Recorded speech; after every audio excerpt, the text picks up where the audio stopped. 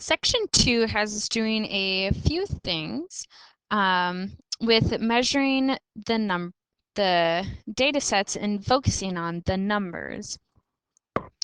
The numerical summary should report its center, its spread, or its variability. So a few ways of doing this is to find, first of all, the mean, which is the same as finding the average. So you're just going to take all of the numbers and add them together. So I have a data set here, which is the same as the data set from 1.27 on page 30 of your textbook, which is dealing with the study habits and attitudes of college women. And so these are the values. So to find the average, you're literally just going to type them in, adding them all together.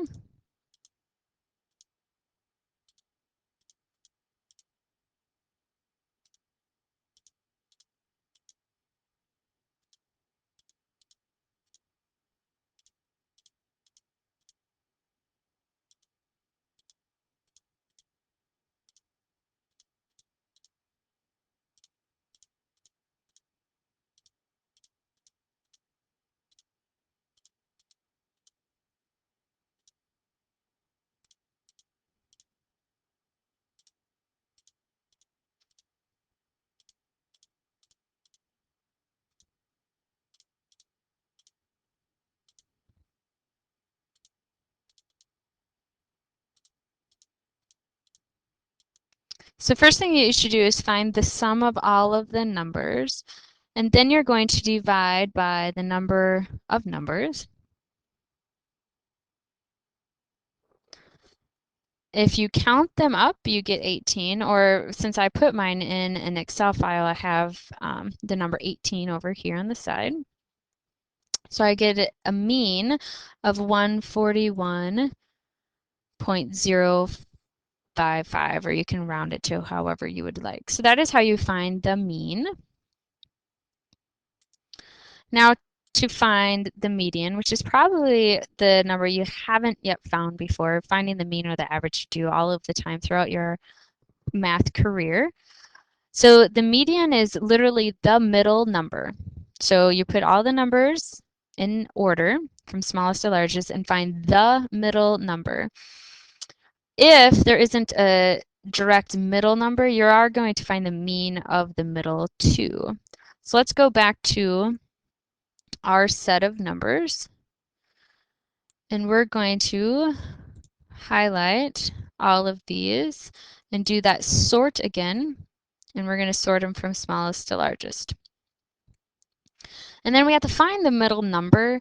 So if you have this on a piece of paper, if you have written it down, you can just start from the outside and work your way in. Or if there's 18 numbers, you can determine where the middle is. So let me show you what I mean by work outside in. So I would go the outside two, mark those off, then the next two, mark those off, the next two, mark those off, and so on. Trying to remember where I started. So I started from the top. So the 9 and 10 numbers are directly in the middle. So if I count, there's 8 above and 8 below.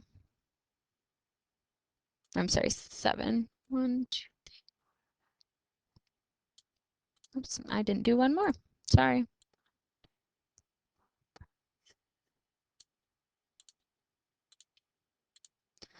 So then these two are the middle numbers. And it did say, let me flip back.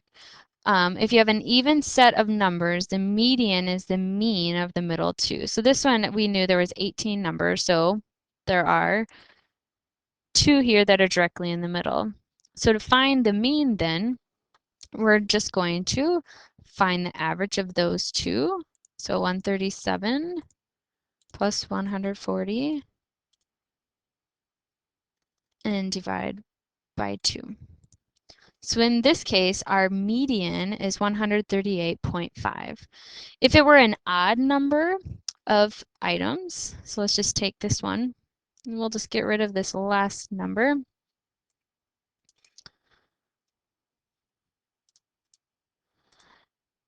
Then our middle number would be the odd number in the middle. So if we do our 8 above and our 8 below,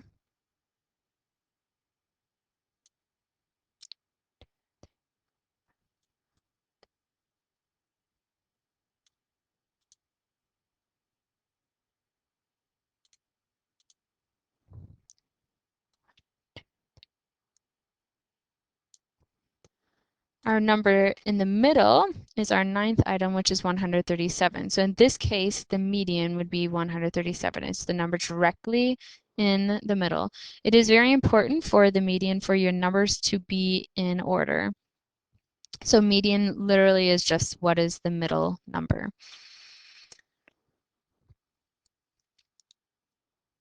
Let's do another median problem with a different example. So first thing that you want to do, and these are the same as those found on 1.28 in your textbook, which is on page 32, and it's the Swiss doctors. So if I put these in order, then I'm going to find the median. So this one, I have 15 items. So if we do this way, so work our way outside in. So you can do this like checking them off. Or you can just do the 15 plus 1 and divide by 2. So 16 divided by 2 is 8, and so that will give you your middle number. So our median is 34.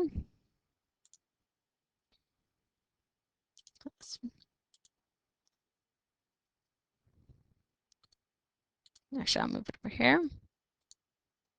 This is our median. If we wanted to find the mean, we could add them all up and write those down as well. So we're going to come back to that for another thing. So let's take a look at what the quartiles are, because it's really just finding the median again.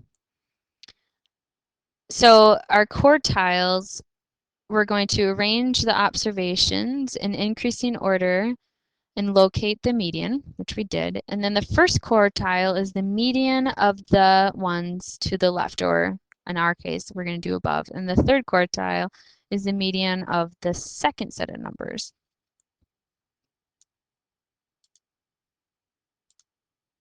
So if we're looking at these numbers, we're going to determine the quartile or the median of that first quartile or that first set. So if we're looking at our first set here, if you want, you can do your coloring inside and out or checking off if you're doing it in paper. Otherwise, I can see here that there's 7 numbers. So 7 plus 1 is 8 divided by 2 is 4. So this is our middle number. Notice there's 3 above and 3 below. Then do the same thing for your third quartile.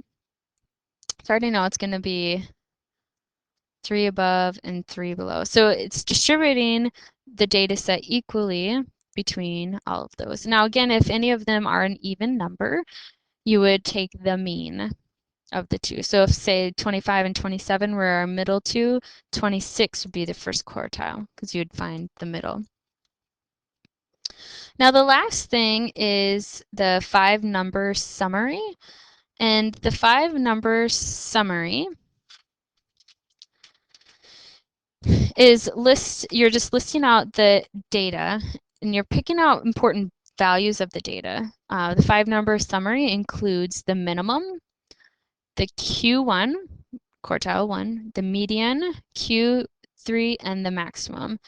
So minimum is the smallest number and maximum is the largest number. So our 5-number summary for this data set on Swiss doctors, minimum is 20, Q1 is 27, median is 34, Q3 is 50, and maximum is 86. So this will give you an idea of how the numbers or the values are distributed. Since there's more numbers, like just 20 to 34, that's only a difference of 14 numbers, whereas 34 to 86, there's a very large group in between. That's 50, two different values in between 86 and 34. It tells you how the numbers are very stretched out. So there's more of a difference between the upper half versus the lower half. Now you can take these values and put them into what's called a box plot. So what I'm going to do is I'm going to just copy and paste these into my data. And to do a box plot, you can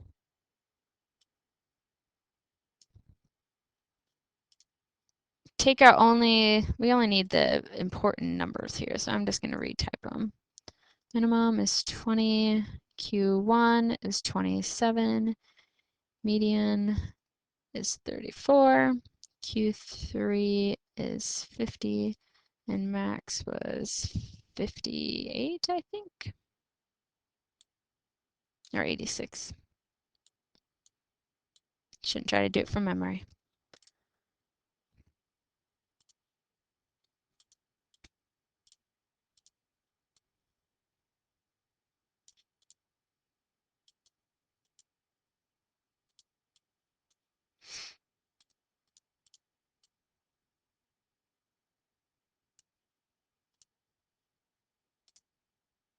Okay, now that I have the table out of the way, our box plots, you can actually do either horizontal or vertically. Normally I do see it horizontally and not vertically, although if you're comparing different, say, people and similar data about them, or maybe colleges and similar data about them, you might want to put them side by side. So literally what you're going to do is we're going to draw a line and we're going to put it on an axis. So let me do.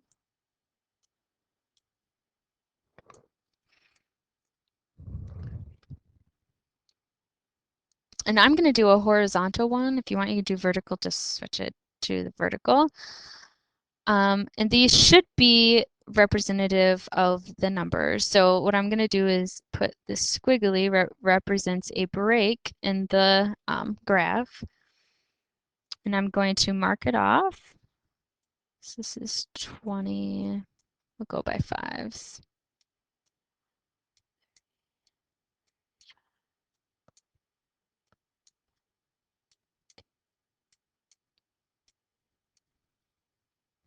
So mine are by fives.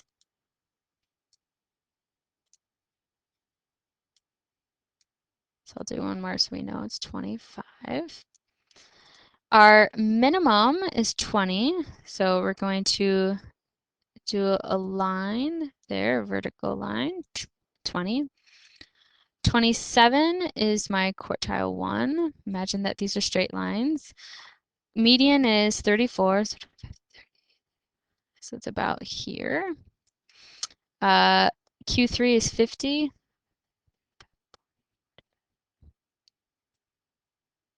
And maximum is 86.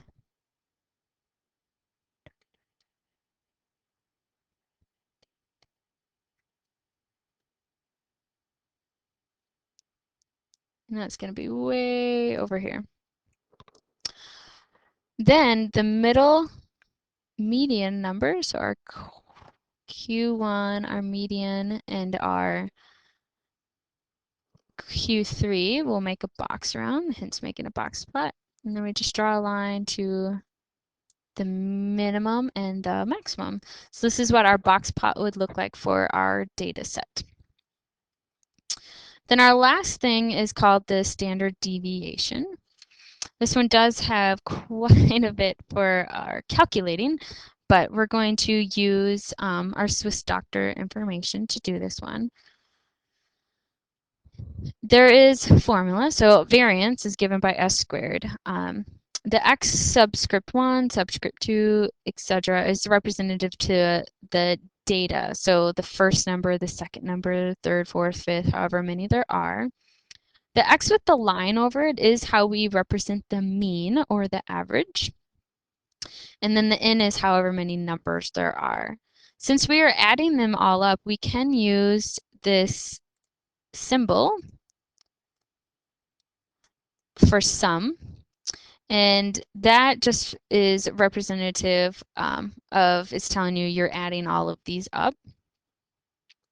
This xi is representative of each term, and then you're subtracting the average and squaring it and dividing it. So what we're going to do is we're going to find the standard deviation for our set of numbers.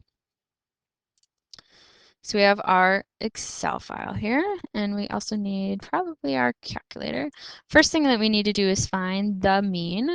I'm going to take a moment and add these all up. So I'm going to, okay, so for this one, I did get 620 is the sum of all of those numbers, and then divide by the number of numbers I get, 15. So the average is 41.33. So to find the standard deviation, what we're going to do is take each number minus that 41.33, and we can do second answer, squaring it. And we're going to do that and add them all together. So again, I'm going to pause the video and do those calculations. Okay, so for that, I get the 59,400 or 55,945 in the third. And then we're going to divide by the number of values, and there was 15 of them. And then I'm going to do the square root. So our standard deviation for this problem is the 19.9 approximately. And this tells you just how the numbers are spread out. Now let's do all of this very quickly using our calculator. So to do this in your calculator, you're going to do stat edit.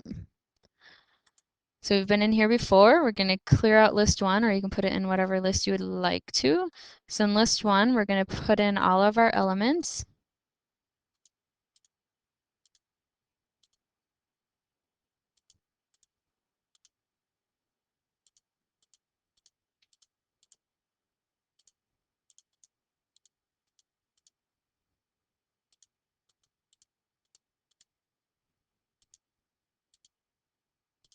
It is important that you do understand how to do all of this with and without your calculator.